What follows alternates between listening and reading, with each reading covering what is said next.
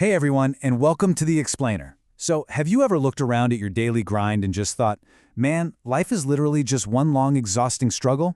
It's a super common assumption, right? I mean, we're basically taught from day one to fight for what we want. But today, we're going to completely challenge that whole idea. We're diving into Florence Scovel Shinn's incredible 1925 classic, The Game of Life and How to Play It. I want you to ask yourself a really fundamental question right now. Is life a battle?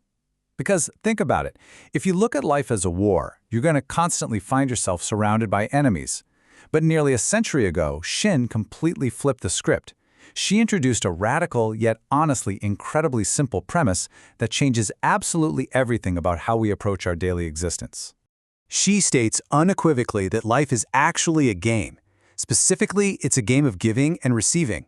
And you know how it is with games. You absolutely cannot play them successfully, let alone win, if you don't study the manual and know the rules.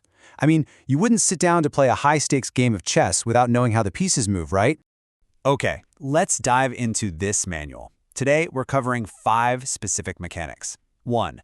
The rules of the game. 2. The 3 departments of mind. 3. The power of words. 4. Karma and non-resistance. And 5. Intuition and divine design. All right, let's kick things off with Section 1, the rules of the game. Specifically, we're looking at the law of sowing and reaping. Look, if you take absolutely nothing else away from this explainer, remember this one foundational rule. Whatever you send out into the world is definitely, absolutely going to return to you. It's inescapable. Shinn actually calls this the game of boomerangs. It's the spiritual law of sowing and reaping. Imagine the whole game is just played with boomerangs. If you throw out a boomerang of hate or criticism or lies, well, guess what? You are going to get hit with hate, criticism, and lies right back. But if you throw out love, you receive love. You are quite literally always playing catch with your own actions.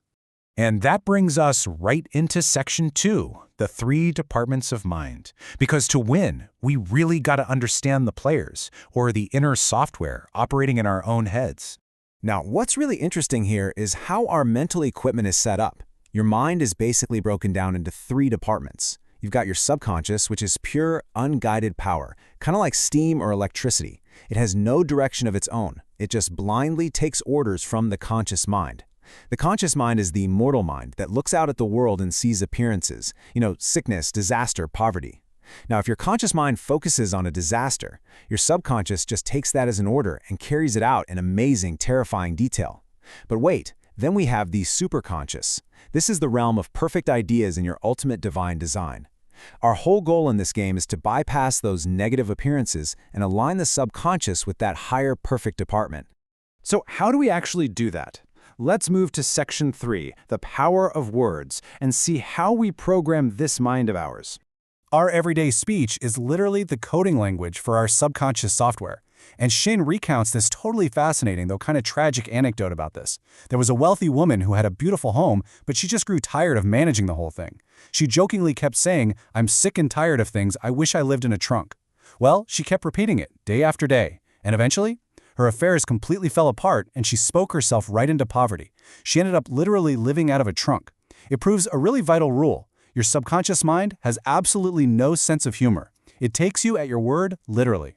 Because our words and beliefs hold so much power, we have to be super careful to avoid false idols that build up the wrong kind of expectancy. Shinn shares this crazy story of 2 businessmen.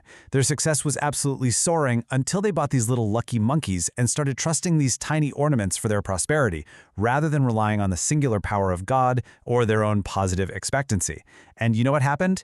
Everything went to smash. They literally had to recognize there's only one true power, throw the monkeys down a coal hole, and call on the law of forgiveness to get their success back on track. That naturally leads us to Section 4, Karma and Non-Resistance, and how we handle things when adversity strikes. So, when we inevitably make mistakes in this game, like trusting those lucky monkeys or accidentally speaking ourselves into living in a trunk, what are the actual consequences? Well, here is where we find an incredible loophole in the game of life. On one side, yes, we have the law of karma. That's cause and effect, paying your debts, reaping what you sow. But on the other side, Shinn explains there's this higher law, the law of forgiveness, or grace. And this brilliantly illustrates how this higher law can actually transcend the law of karma. It wipes the slate completely clean. It neutralizes your mistakes and rubs out errors, meaning you don't have to endlessly suffer for your past bad programming. How amazing is that? Now, the absolute most effective tactic to use under this law of grace is something called non-resistance. The Chinese say water is the most powerful element on Earth because it is perfectly non-resistant. It doesn't fight, it just flows, and eventually it wears away solid rock. When you face an adverse situation, fighting it only gives it more power. Shinn shares a really wonderful anecdote about a metaphysician who intentionally baptized every single failure into a success. Whenever something went wrong, he flat out refused to fight it. He simply renamed the situation success, and by doing that, he transmuted the entire experience. Let's transition to our final section, Section 5, Intuition and Divine Design, where we uncover the actual winning strategy. Let's see how all of this builds into a highly practical procedure for manifestation. There are 3 key steps here. First, you have to ask a right. That basically means demanding only what is yours by divine right. Second, you follow your intuition. Acting fearlessly on those gut hunches. Shinn highlights a woman who literally had just $8 to her name, but she got a super strong hunch to take a train back to her distant hometown. It made absolutely zero logical sense, but she followed it anyway, and miraculously reconnected with an old family friend who ended up giving her thousands of dollars. And then, the third step, you must prepare for the result. Shinn calls this digging ditches. To really understand this idea of physical preparation, the digging ditches part, consider this story of a woman who desperately needed an apartment in New York City during a massive housing shortage. Instead of sitting around worrying, she decided to show active faith. She told herself, "I'll dig my ditches by buying the blankets." So she went out and bought brand new blankets for an apartment she didn't even have yet. By physically acting as though the apartment was already hers, she miraculously found a place among 200 other applicants. The takeaway here, active faith requires actual physical preparation. But here is the catch, and it's a big one.